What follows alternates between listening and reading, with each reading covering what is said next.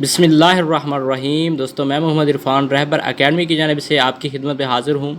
दोस्तों, जैसा कि आपको मालूम है कि हमने बूटस्ट्रैप की सीरीज़ को स्टार्ट किया हुआ है। पिछली क्लास फाउंडेशन का हमने यूज़ किया था और आज हम यूज़ करने वाले हैं नैव बार का, कि हम बूटस्ट्रैप में नैव बार किस तरह से यूज़ कर सकते हैं और किस तरह से इस्तेमाल कर सकते हैं। तो चलिए दोस्तों, वीडियो को स्टार्ट करते हैं। वीडियो स्टार्ट करने से पहले अगर आपने अभी तक हमारा चैनल सब्सक्राइब नहीं किया तो सब्सक्राइब कर लें और साथ लगे बेल आइकन को भी प्रेस कर दें। तो सबसे पहला काम ये होगा आपका, तो ये देखिए मैंने बेसिक स्ट्रक्चर बनाया हुआ है। तो अब जो पहले मैं यूज़ कर रहा था वो ऑफलाइन जो CSS हमने इंक्लूड की थी वो यूज़ कर रहा था। अब जो मैं CDN फाइल यूज़ करके आपको दिखाऊंगा कि किस तरह से आप CDN फाइल यूज़ कर सकते हैं। और आज से मैं CDN फाइल ही यूज़ किया करूँगा। आप भी CDN फाइल ही यूज़ करें, क्योंकि आप प्रोफेशनल फील्ड में आप जा चुके हैं और अब आप ऑनलाइन वर्क किया करें, CDN फाइल यूज़ किया करें। इसका ये फ़ायदा होता है कि एक तो आपके जो फ़ोल्डर वगैरह हैं वो ज़्यादा नहीं होते, फ़ाइल का जो साइज़ है वो कम रहता है और हमारी जो फ़ाइल है वो जल्दी कवर भी होती है। हमें बार बार कोई फ़ाइलों को इंक्लूड ये वो करना नहीं पड़ता और हमारी जो फाइल वेबसाइट की स्पीड है वो भी काफ़ी इंक्रीज़ हो जाती है। तो मैं जाऊंगा और बूटस्ट्रैप की वेबसाइट पे मैं यहाँ पे लिंक में लिखूँगा getbootstrap.com, इंटर करता हूँ और इस वेबसाइट पे आप बार बार जाएं, बार बार इसको चेक करें, देखें, खोलते रहें। ये आपका जो प्रैक्टिकल है वो होता रहेगा। तो ये देखें यहाँ पे लिखा हुआ है बूटस्ट्रैप CDN। तो ये CSS की फ़ाइल है, इसको मैं Ctrl+A करता हूँ। सॉरी, ये तो सारी होगी। डबल क्लिक करके ये देखें फुल जो है वो कॉपी होगी, यहाँ से कॉपी कर लेता हूँ और यहाँ पे आके बूटस्ट्रैप की फ़ाइल में से पेस्ट करता हूँ। पेस्ट हो गई। टैब प्रेस करता हूँ, Ctrl+S करता हूँ। अब यहाँ पे हमने कुछ जावास्क्रिप्ट की फ़ाइलें इंक्लूड करनी है। ये डबल क्लिक किया तो ये काफ़ी ज़्यादा आ रही हैं। यहाँ से इसको इस तरह सेलेक्ट कर लेता हूँ, कॉपी हो गया और नीचे हम यहाँ पेस्ट कर देते हैं। Ctrl+S कर देता हूँ और यहाँ पे मैं कमेंट भी दे दूँगा कि ये जो हमारी फ़ाइलें हैं ये जावास्क्रिप्ट की फ़ाइलें हैं। यहाँ पे कमेंट देता हूँ जावास्क्रिप्ट फ़ाइल। Ctrl+S कर देता हूँ, रिफ़्रेश करता हूँ अपने वेब पेज को। तो पिछली क्लास में हमने ये बनाया था, तो अब हमने ये नैव बार बनानी है। ये किस तरह बनाएंगे, तो दोबारा मैं बूटस्ट्रैप की वेबसाइट पे जाता हूँ और आपने एग्जाम्पल पे क्लिक करना है, क्योंकि मैंने आपको बताया था कि सारा काम हमने कॉपी पेस्ट करना है। तो ये देखें, ये एल्बम के बारे में बता रहा है, प्राइसिंग के बारे में बता रहा है कि किस तरह आप बना सकते हैं, चेकआउट, ये सारी डिटेल है। आप जाके इनको बार बार देखें, बार बार विज़िट करें, बार बार चेक करें कि यहाँ पे क्या हो रहा है। तो ये देखें नैव बार लिखा हुआ है, नैव बार पे मैं क्लिक करता हूँ तो काफ़ी ज़्यादा ये इस तरह पेज बन के आ चुका है। आपने सिंपल ये करना है, हम क्योंकि यूज़ कर रहे हैं कॉल SM, ओके हो गया। तो इसमें भी सब कुछ बताया हुआ है। यहाँ पे लिखा हुआ है नेवर एक्सपेंड, ये देखें इस तरह ये नैव बार फुल विड्थ में आ रही है। उसके बाद आ रहा है ऑलवेज एक्सपेंड, ये इस तरह आ रही है। उसके बाद आ रहा है एक्सपेंड एट SM, हम SM यूज़ कर रहे हैं तो हम ये फ़ाइल कॉपी करेंगे। किस तरह करेंगे, सिंपल ट्रिक है। आपने राइट क्लिक करना है और व्यू पेज सोर्स पे क्लिक कर देना है। अब हमने नैव एक्सपेंडेड SM को ढूंढना है। तो ये देखें यहाँ से नैव स्टार्ट हो रही है एक, इसका नाम है ऑलवेज एक्सपेंडेड। उसके बाद आ रही है एक्सपेंडेड एट SM। तो यहाँ से हम नैव को कॉपी करेंगे और जहाँ पे ख़त्म हो रही है वहाँ तक Ctrl+C के साथ कॉपी किया मैंने। उसके बाद हम अपने पेज में आके, वेब पेज में आके यहाँ पे एंटर प्रेस करता हूँ और यहाँ पे मैं एक कमेंट भी दे देता हूँ। सॉरी, ये जो फ्लोइड है, कंटेनर फ्लोइड यहाँ पे ख़त्म हो रहा है और यहाँ से मैं एक कमेंट दूंगा। यहाँ लिखते हैं स्टार्ट नैव बार और इसके बाद एक और कमेंट देंगे हम एंड नैव बार। ये कमेंट हम इसलिए देते हैं, ये हमारे वेब पेज में शो तो नहीं होते, लेकिन हम इसलिए देते हैं ताकि कभी हमें कोई कोड देखना पड़े तो फाइल या किसी किस्म का कोई टैग हमें फाइंड करने में आसानी हो। कंट्रोल वी करता हूँ, सारी नैब बार आ गई। कंट्रोल एस करके रिफ़्रेश करके आपको दिखाता हूँ ये वेब पेज। तो ये देखें हमारी जो नैब बार है वो बिल्कुल इसी तरह ब्लैक कलर में आ गई है। अगर मैं इसको मोबाइल व्यू पे जाके यहाँ पे क्लिक करता हूँ, ये देखें इस तरह हमारी नैब बार बन चुकी है। ओके हो गया। अब हमने यहाँ पे नेम अपनी तरफ से लिखने हैं। ये देखें होम आ रहा है, उसके बाद कोर्सेज़ आ रहा है। इसको यहाँ से कॉपी करता हूँ और इधर आके पेस्ट कर देता हूँ। होम के बाद लिंक लिखा हुआ है तो मैं कोर्सेज अप्लाई करूँगा। उसके बाद ये लिखा हुआ है डिसेबल, ये डिसेबल लिखा हुआ है तो ये क्लास होती है डिसेबल। इसको मैं ख़त्म कर दूँगा यहाँ से। कंट्रोल एस करता हूँ और ये देखें ये डिसेबल लिखा हुआ है। इसके ऊपर जो हम आइकन लेके जा रहे हैं कुछ इफ़ेक्ट नहीं पड़ रहा, लेकिन लिंक के ऊपर होवर इफ़ेक्ट आ रहा है और लिंक भी अप्लाई हो रहा है। इस पर कुछ क्लिक भी नहीं हो रहा।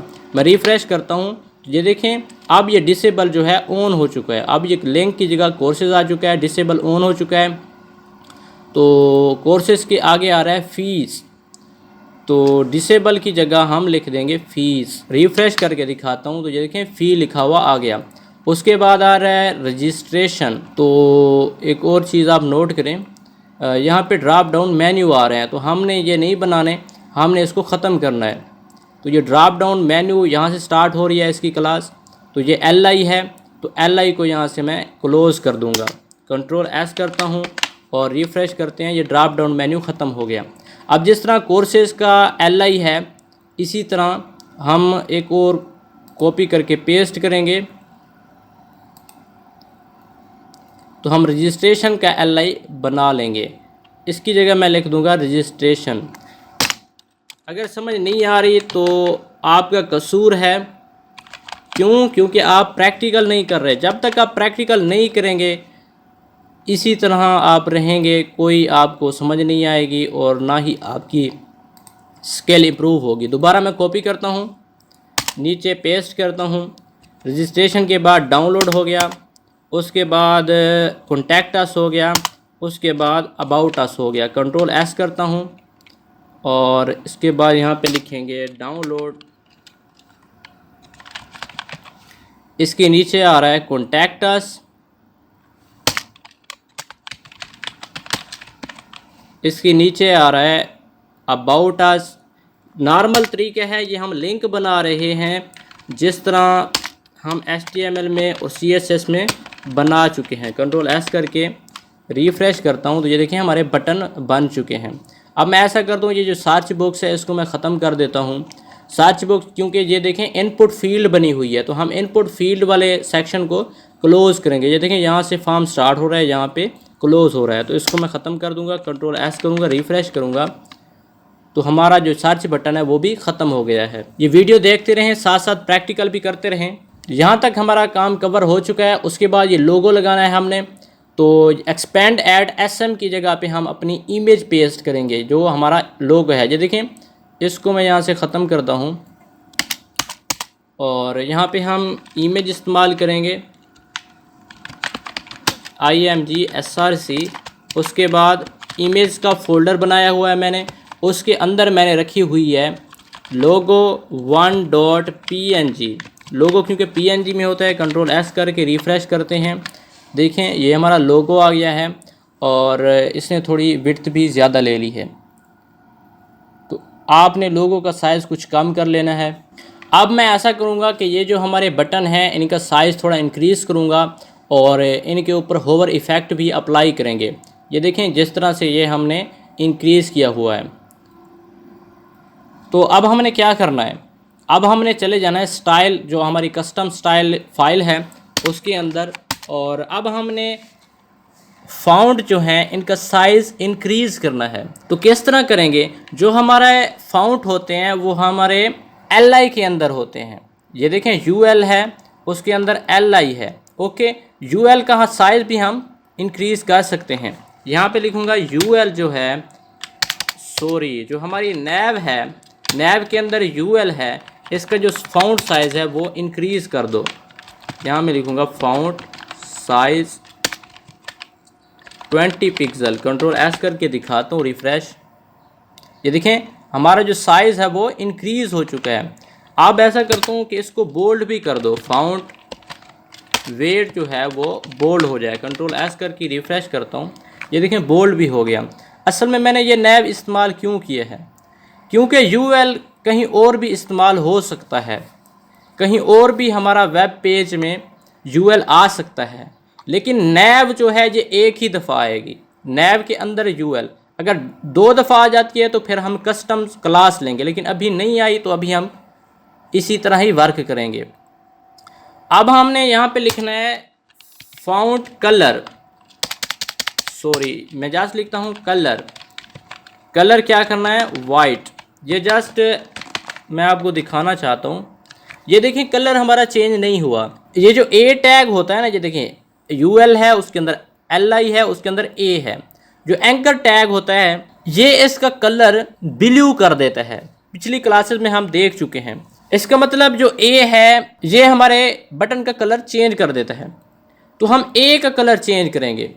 तो अब हम ऐसा करेंगे, एक और क्लास लेंगे, यहाँ पे लिखेंगे नैब के अंदर यूएल है, एलआई है और उसके अंदर ए है। इसका जो कलर है वो वाइट कर दे। कंट्रोल एस करता हूँ, अब जाके रिफ्रेश करता हूँ। ये देखें वाइट नहीं हुआ। क्यों नहीं हुआ, कौन सा कलर है? ये देखें हल्का ग्रे कलर अप्लाई है। असल में ऐसा क्यों हो रहा है, इसलिए क्योंकि हमने यहाँ पे एक फ़ाइल इंक्लूड की थी बूटस्ट्रैप की, इसके अंदर भी ए का कलर अप्लाई किया गया है और हम भी अप्लाई कर रहे हैं। अब 2 क्लासेस में एक कलर ही अप्लाई हो सकता है। अगर हम अपनी तरफ से कोई कलर अप्लाई करना चाहें, मैं चाहता हूँ जो ये फ़ाइल है इस फाइल का कलर अप्लाई ना हो, बल्कि जो मैं अप्लाई कर रहा हूँ वो हो, तो यहाँ पे लिखूँगा इम्पोर्टेंट। कंट्रोल एस करके रिफ़्रेश करता हूँ, ये देखें वाइट कलर हो गया। अब नॉर्मल हमारा वर्क हो चुका है। ये देखें अभी हमने होवर इफ़ेक्ट अप्लाई करना है। ये देखें जिस तरह हमने ये होवर इफ़ेक्ट अप्लाई किया था, ये देख सकते हैं। तो ये कलर हमारा ये है बैकग्राउंड कलर। ऊपर हमने ये कोड है हमारा, इस सारे को मैं यहाँ से कॉपी करूँगा और होवर के बारे में बता चुका हूँ कि किस तरह से हम होवर अप्लाई करते हैं। नैब यूएल एलआई है, एक पे होवर कलर इफ़ेक्ट अप्लाई करने वाले हैं। कंट्रोल वी कंट्रोल एस, अब जाके रिफ़्रेश करता हूँ, अब भी होवर कलर अप्लाई नहीं होगा। ये देखें हो गया है। ओके, तो अब हम ऐसा करेंगे, अब हम कुछ नहीं करेंगे क्योंकि ये इतनी जो हमारी नैब बार है वो बन चुकी है। अब इसके फ़ॉन्ट वगैरह आप चेंज करना चाहें वो आप पे डिपेंड करता है। जो मैंने करना था वो कर लिया है। नेक्स्ट क्लास में देखेंगे कि ये स्लाइडर जो बना हुआ है ये किस तरह से बना हुआ है। तो चलिए वीडियो को एंड करते हैं। अगर आपने अभी तक हमारा चैनल सब्सक्राइब नहीं किया तो सब्सक्राइब कर लें और साथ लगे बेल आइकन को भी प्रेस कर दें।